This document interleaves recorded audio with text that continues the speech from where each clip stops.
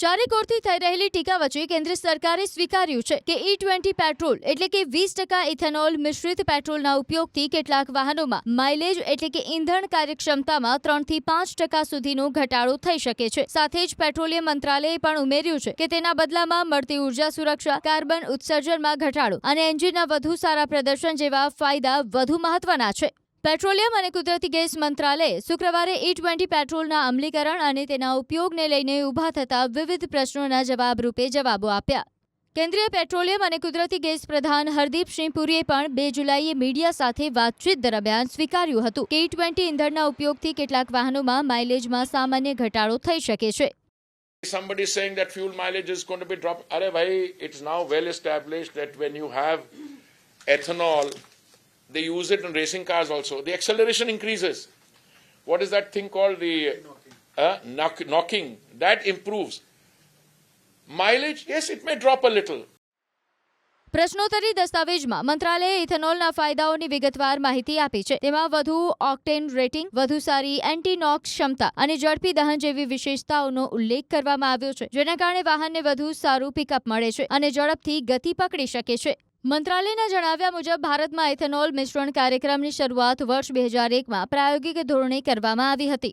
વર્ષ 2006 સુધીમાં દેશના કેટલાક વિસ્તારોમાં 5% ઇથેનોલ મિશ્રણ લાગુ કરવામાં આવ્યું હતું। ત્યારબાદ ભારતે નિર્ધારિત સમય પહેલા જ વર્ષ 2022માં 10% ઇથેનોલ મિશ્રણનું લક્ષ્ય હાંસલ કર્યું હતું।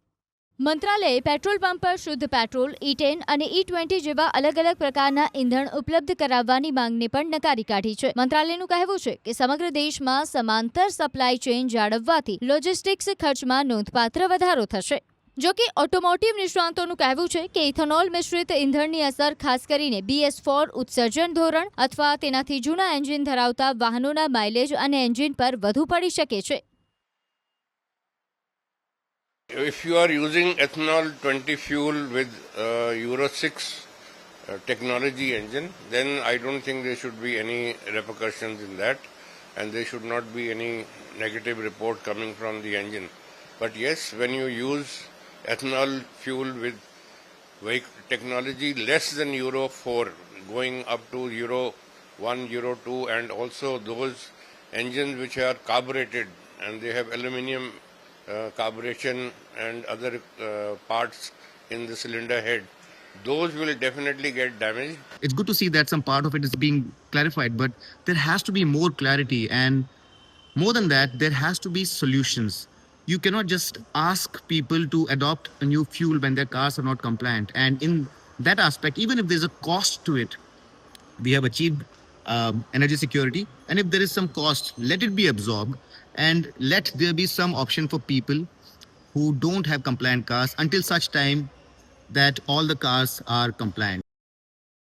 પેટ્રોલિયમ મંત્રાલયના જણાવ્યા અનુસાર વર્ષ 2014-15ના ઇથેનોલ સપ્લાય વર્ષથી અત્યાર સુધી ઇથેનોલ મિશ્રણ કાર્યક્રમના કારણે દેશમાં 1.97 લાખ કરોડ રૂપિયાથી વધુની વિદેશી મુદ્રાની બચત થઈ છે। સાથે જ કાચા તેલની આયાતની જરૂરિયાતમાં અંદાજે 316 લાખ ટનનો ઘટાડો નોંધાયો છે। મંત્રાલયનો દાવો છે કે આ કાર્યક્રમના કારણે અંદાજે 952 લાખ ટન કાર્બન ડાયોક્સાઇડના ઉત્સર્જનમાં ઘટાડો થયો છે, જેનાથી પર્યાવરણને નોંધપાત્ર લાભ મળ્યો છે। સરકારના જણાવ્યા મુજબ વર્ષ 2014-15થી ઇથેનોલ સપ્લાય માટે ખેડૂતોને કુલ 1.66 લાખ કરોડ રૂપિયાથી વધુની ચૂકવણી કરવામાં આવી છે।